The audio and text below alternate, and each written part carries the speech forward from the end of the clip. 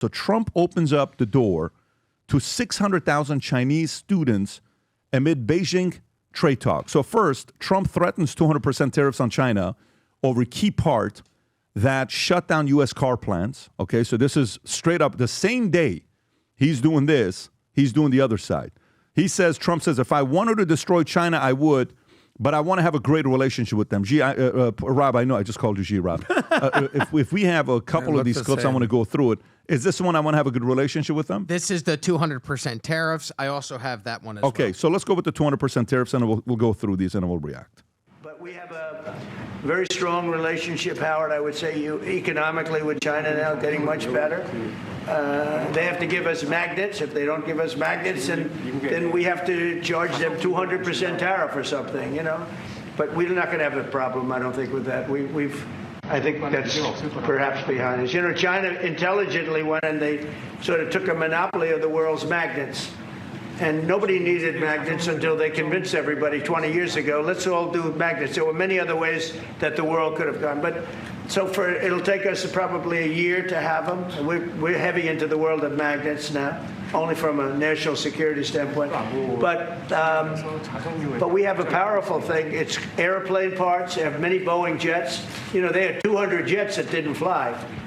And I've sent them all, based on his word, I sent them all of the parts so their planes can fly. I could have held them back. I didn't do that because of the relationship I have. And their planes are now flying. You know, we had 200 of their planes were unable to fly because we were not giving them Boeing parts purposely because they weren't giving. You can pause it right there. So he's doing this. He's doing the Trump negotiation thing. The magnets, they convince. I hope they don't do that. We'll see. If they don't, 200% tariffs. We don't want to do that. We want to have a good relationship.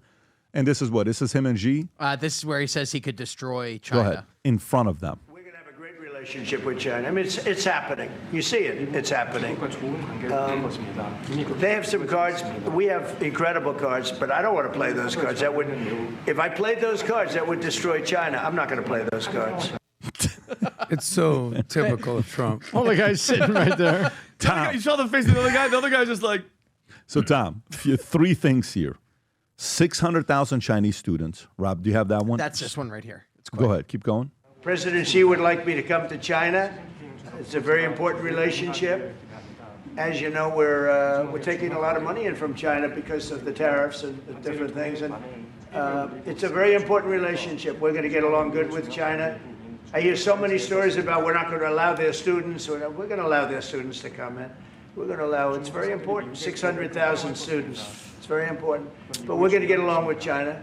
Tight. But it's a different relationship that we have. Tom, 3 topics. Specifically China relationship, 600,000 students, 200% tariffs.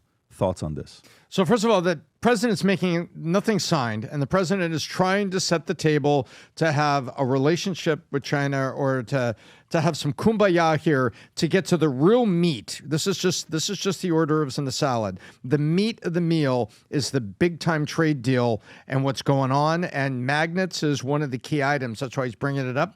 Chips is one of the others. Security for Taiwan is one of the others. So there is a big negotiation coming up. Step 1, make everybody feel good. However, in one of these steps, 600,000 students coming to the U.S., China has been trying to get more students here as part of their cradle-to-the-grave spy program.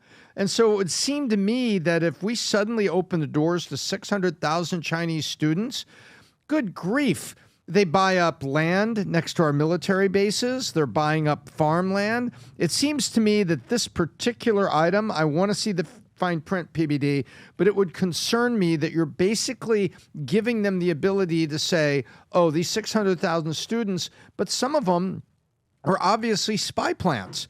And so that makes me kind of nervous because I know what he's trying to do. Relationship first, where he got a good relationship, get some parts for airplanes. Step 1, get the big trade deal. But along the way, this to me just seems very...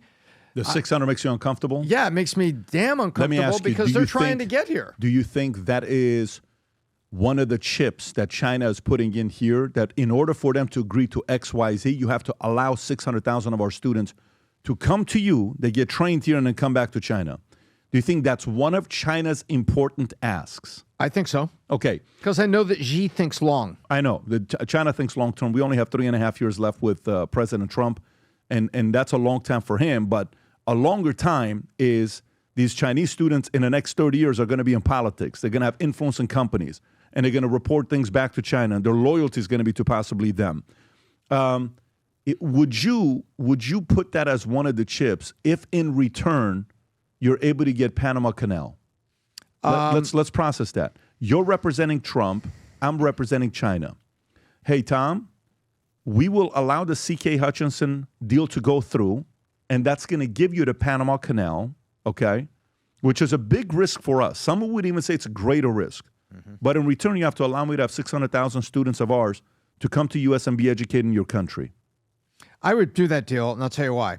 Because I get the canal done, and then I get my people and Panama's people in the joint military exercise there. So now it's secure. Yeah. And then later, I can filter and I can put restrictions on who's coming in, and I can do monitoring. So if it's canal first, and then everything else, I can always change the immigration status and the observation, my surveillance later. Vinny. I have a problem with it. I have a huge problem, and I get the tactical business negotiation standpoint, but that 600 students from China is not America 600,000. 600, my bad. Yeah. 600,000 is not. Let's not forget, China, I hate the word adversary. I know everybody wants to tell us that it's Russia and Israel. No. China is our number one enemy, period, Pat, to me, end of story. Okay, this is the same country that unleashed COVID. Still, not one piece of accountability. Tom, you nailed it. Stealing all of our stuff, buying land next to all of our military bases, which I'm happy that they freaking finally banned. This news just came out. Buying farmland, sending spies over with crop contamination. To try to ruin our agriculture. This just came out today. Chinese doctor accused of stealing confidential U.S.-funded cancer research. Now you're going to let in 600,000 of these students. And Tom, just students, and I know he said that he's going to vet them and stuff. You can't really trust them. I can't. And by the way, American kids can't afford college. Okay, our kids are drowning in debt. All this is happening, and you're going to give over 500,000 of these kids. No, I don't like that, Pat. They've been robbing us for decades. I think America first is America first, not China, not Xi, not Gavin Newsom. When this guy comes to freaking San Francisco, you toss out all the homeless people and wave Chinese flags, not American flags. I'm not with it at all, bro. This is, and I get everybody's always like, you're supposed to, if you love Trump. No, but hear I'm me calling out. him out. Vinny, I don't like it. Put yesterday we're having a conversation. I was obviously joking, and I said there's the emotional voter, there is the logical voter, okay? And we all first start off with which one? Emotion. All of us. 100%. By the way, just me more than anybody. No, not you. I'm just saying every one of us. Of okay? course. One of the things that, what is the benefit of being a comedian? We emotionally fall in love with you. Like I have emotionally fallen in love with, when I sat in my bed and I'm showing all the clips to Jen, 30 clips back to back to back, and I'm laughing my ass off. I'm in the office. I'm like, this guy's freaking good. I love this guy. I've never met you in my life. I don't know who you are. Yeah. I didn't even know there was an Assyrian comedian. Yeah. Then you come in, and then we sit, and then the relationship logically is like, this could actually turn into something, right? Yeah. Okay. Put a business hat on. Even though you've not been in business, you're making more money than you've ever made before in your life. So it's a special month, 500,000. I know what's coming, all this stuff that you're doing, right? You're actually finally making real money for yourself. Okay. So you have the offer. I'm asking you to represent America long-term threats. You're saying China's long-term threat. You're trying to negotiate with this country and get them to do certain things they typically wouldn't do. You have one of two choices. You want me to approve the C.K. Hutchinson to allow BlackRock and whoever to buy it, so it's a U.S.-owned property, the Panama Canal, massive, the 43 ports, very important. You have to allow me to send 600,000 students to be able to get educated in your country, go to the school.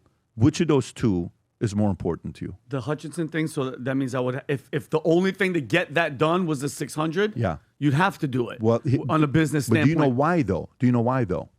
So do you remember when all of a sudden, like, we couldn't get chips for cars? Yep. You'd go to a Rolex store. They don't have any watches. Yeah. You'd go to stores. There's nothing. Used cars were selling more than brand new cars because you just couldn't find anything, right? That's because there was no access to supply. What if all of a sudden China's like, oh, really? No problem. Close the canal. Now what? Slow things down 30 days. Give a headache to U.S. Now what do?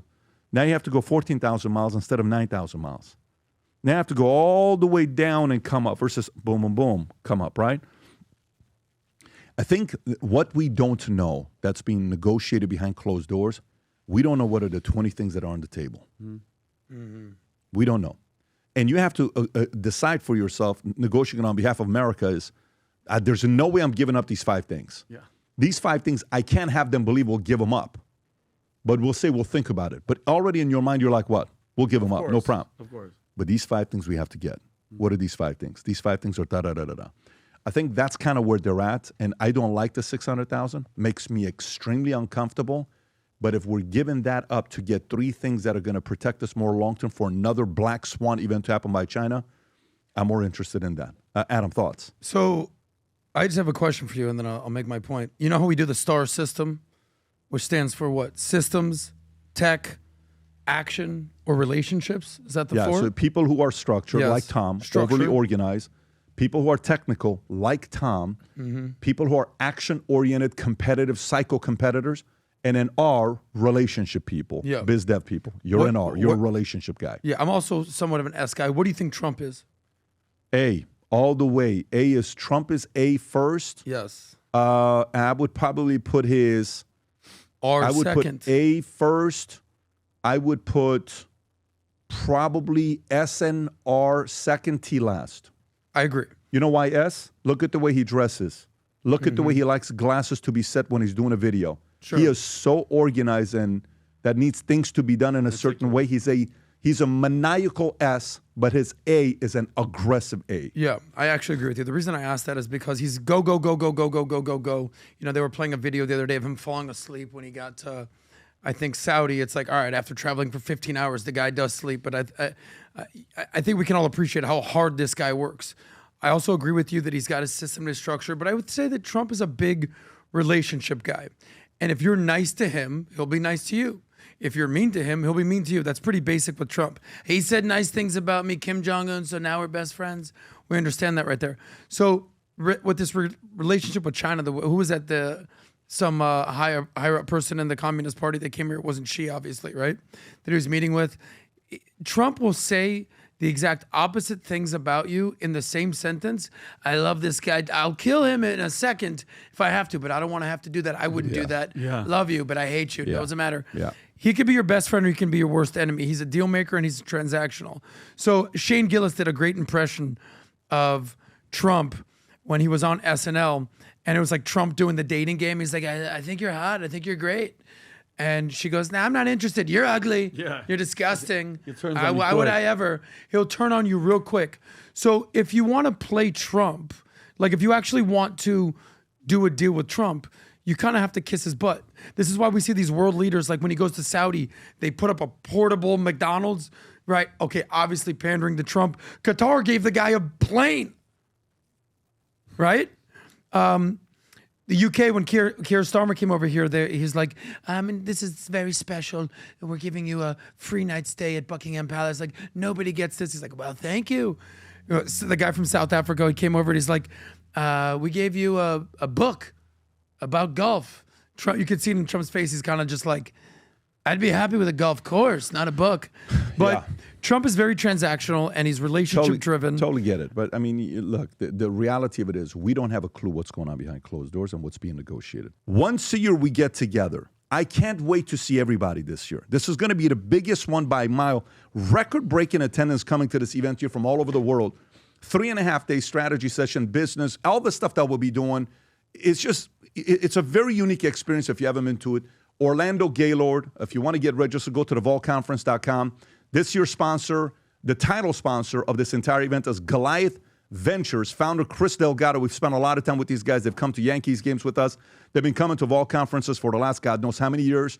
Goliath was founded in 2019, a private global equity firm focused on blockchain and decentralized finance, built on 3 pillars: technology, opportunity, and community. Core belief: blockchain is the foundation of a generational wealth shift. You can go search them, Goliath Ventures, Inc.com to learn more about them. They'll be at the Vol Conference all over the place.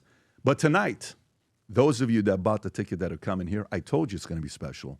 I'm going to whisper you for the last time. If you're around the Florida area, you want to come to the networking event tonight on the campus. Do you know we're going to have Ferrari SP3s here? I don't know if you know what an SP3 is. Rob, can you pull up what an SP3 is? Ferrari SP3. You're talking about Ferrari SP3. It's a modern homage to a classic shape.